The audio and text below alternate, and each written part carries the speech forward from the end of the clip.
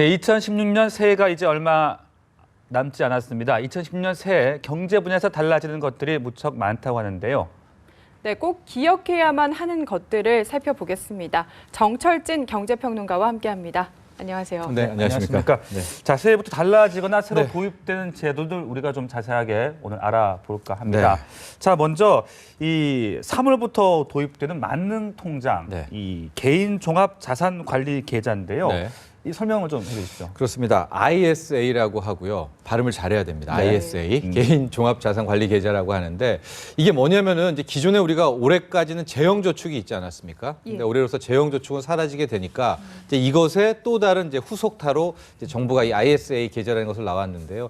일단 시작은 1월부터 가능하지만 아마 약관이나 이런 것 때문에 이제 3월부터 우리는 가입할 수가 될 것 같은데 일단 크게 이 점을 기억하시면 될 것 같습니다. 이제 셀러리맨 분들 중에서 5천만 원 이상의 그러니까 비교적 높은 분들도 가입이 가능하고 사업자들, 개인 사업자들도 소득이 뭐 되시는 분들, 조건 되시는 분들도 가입이 가능하다 이렇게 보면 될 것 같은데 일단 크게 이제 5천만 원 이상과 이하가 나눠지게 되고요. 네. 사업자 같은 분들은 3,500만 원 이상 이하가 관리가 나눠지게 될 것 같은데 이 5천만 원 이하 같은 경우에는 이제 3년간 유지하게 될 경우에 200만 원에 한해서 이제 250만 원에 한해서 비과세를 해준다 이런 거고요. 5천만 원 이상인 경우에는 이제 200만 원에 한해서 비과세를 해주고 네. 그 이상이 될 경우에는 이제 9%의 분리과세를 해준다 이런 건데 이게 왜 종합자산관리계좌인가 이거를 알아둬야 될 것 같은데요.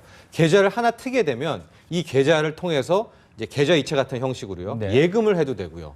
펀드를 들어도 되고 뭐 보험을 해도 되고 거기서 발생하는 모든 수익의 합산 개념인 겁니다. 그러니까 연간 2천만 원까지 이 계좌를 이용할 수가 있거든요. 네. 그러니까 5천만 원 이상의 고액 뭐 연봉자 좀 많이 받으신 분들도 이제 5년간 1억을 넣고 여기서 발생하는 총소득 그러니까 수익이죠. 200만 원에 한해서는 이제 비과세가 된다. 그 이상 넘다 하더라도 이제 9%의 분리과세가 되니까 상당 부분 이게 뭐 네. 5천만 원 이상 분들에게 굉장히 어필할 것으로 보여집니다. 네, 정말 말 그대로 종합 관리가 될 것 네. 같네요.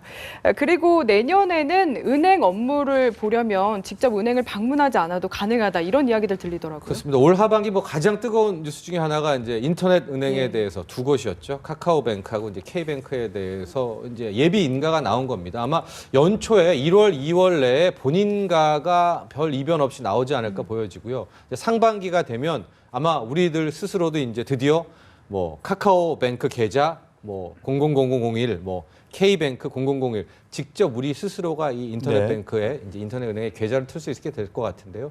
뭐 간단하게 생각하시면 됩니다. 현재 뭐 인터넷 이체 서비스가 있고 여기에서 한 걸음 더 나아가서 오프라인 점포 없이 계좌 하나만 뭐 가상의 공간에서 트게 되면 뭐 비대면 접촉이라고 표현하는데 이걸 통해서 뭐 펀드도 들 수가 있고요. 이 외환 업무 달러도 바꿀 수가 있고요. 기존의 은행 업무들을 다 할 수가 있겠다.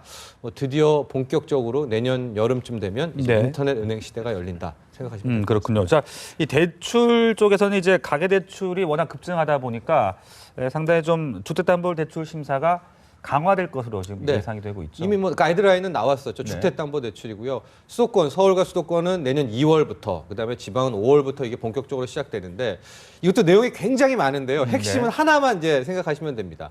즉 기존에 있는 LTV, DTI 기준으로 60%가 넘을 경우에 그 사람에 한해서는 앞으로 이 이자만 내는 거치식은 못한다. 원금과 이자를 반드시 함께 갚아야 된다. 원리금 분할 상환 방식으로만 대출을 받을 수 있다. 이렇게 생각하시면 될 것 같습니다. 그러니까 이게 이 DTI가 LTV가 부활되는 건 아닙니다. 즉 네. 집값 대비 60% 이상을 받을 수도 있어요. 근데 네. 받게 되면 이 사람은 반드시 원금과 이자를 함께 내야 되거든요. 그러니까 스스로가 원리금을 다 낸다는 건 부담이 상당하거든요. 그렇겠네요. 예, 그러니까 기존에 이자가 내는 부분에 비해서 한 3배, 4배 정도의 부담이다 생각하시면 되니까 이런 식으로 해서 스스로 지금 주택담보대출을 덜 받도록 유도한다. 이게 핵심 가이드라인의 핵심이라고 보시면 네. 되겠습니다. 네, 그리고 내년에는 보험업계도 좀 지각 변동이 있을 것 네. 같은데요. 이게 가장 큰 뉴스일 것도 같아요. 우리 생활에 밀접하게 될 것 같은데 이 약간 보험업계 전문 용어가 있는데 표준 이율이라는 게 있고요. 뭐 예. 위험률 조정 한도라는 게 있는데 이게 이제 이걸 자율화하겠다는 거거든요. 그럼 이게 무슨 말이냐? 표준 이율 같은 거 예를 좀 들어보면은 기존에 이 우리 소비자에게 어떤 보상금을 줘야 되니까 정부 입장에서는 항상 어느 정도의 돈은 반드시 쌓아두라. 이제 이런 걸 이제 강제 규정을 두는데 이런 것들에 대한 그 이율을 표준 이율이라고 하거든요.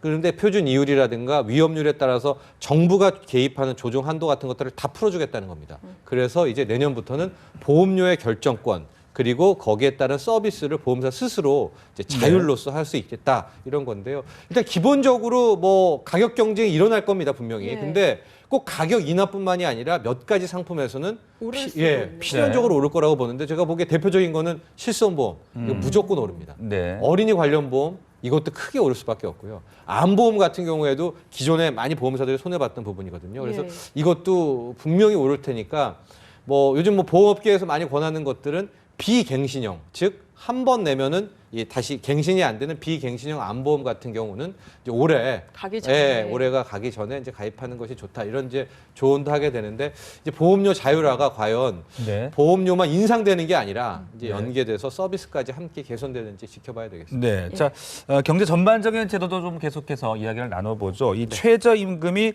올해보다 8.1% 오른다고요. 네. 이제 6,030원이 된 거거든요. 네. 근데 참 말도 많고 탈도 많았었죠. 당초에 이제 또 노측에서는 이게 10%는 돼야 된다. 이제 두 자리였었는데 또 이건 이제 고용주 입장에서는 6,000원대가 웬 말이냐. 이것도 부담된다. 정말 뭐 노사가 어떤 말도 많고 탈도 많았었는데 이제는 6,000원 시대는 열었다. 6,030원이라고 생각하시면 되고요. 네. 기존에 이제 아르바이트 하시는 뭐 이런 분들, 뭐 알바생 분들도 이게 이 자기가 지켜야 되는 대목도 있습니다. 즉, 이 시간당 최저임금 6,030원을 사수를 못할 경우에 최근에 보시면은 여러 차례 이제 구제 채널들이 굉장히 많거든요.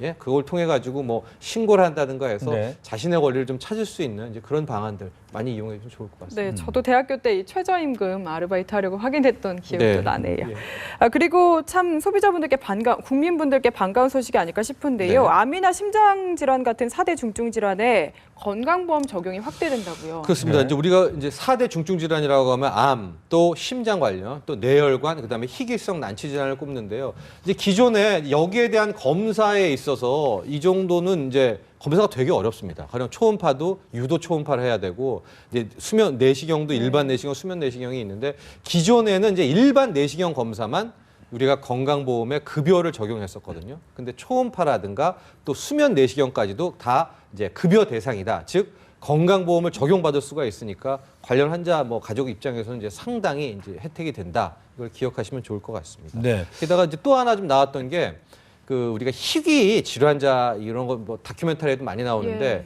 이제 우리가 급여다 비교보다는 병명을 다 나열을 합니다. 근데 이 병명이 나열을 못하는 희귀 질환이 있지 않습니까? 네네. 이럴 경우에는 정부 입장에서도 건강보험이나 뭐 혜택을 주고 싶은데 이 법규가 없어서 못 줍니다. 이제 그런데 이런 희귀 질환 같은 경우에 없어도 본인의 이 부담금을 낮춰주도록 하는 이제 예외 조항을 하나 둬서 이런 그동안 많이 지적이 됐던 분들도 네. 해결이 됐습니다. 그렇군요.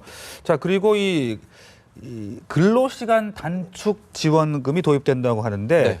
이거는 어떤 내용입니까? 이게 이제 또 긴 얘기이기도 한데 네. 일단은 내년부터 가장 또 셀러리맨 분들의 헷 이슈는 정년이 60세로 연장이 되지 않습니까? 그렇기 때문에 정년 60세에 따른 비용이 많이 들어가게 될 것이고 그러면은 신규 고용을 못 한다. 그래서 나온 어떤 타협점 중에 하나가 임금 피크제 아니겠습니까? 네네. 예. 그래서 임금 피크제를 실시하게 되면 당연히 이제 임금 연장되는 분들은 점점에서 쭉 떨어지게 될 테니까 정부가 이 임금 피크제를 많이 기업들이 도입을 해라. 그렇게 돼서 신규 고용 많이 해라. 그 대신 임금 피크제를 통해서 임금이 떨어지게 되는 분들 혹은 근로시간이 단축되는 사람들에 한해서 어느 정도 2018년까지 임금 보전을 해주겠다. 이제 그렇게 얘기가 된 거고요.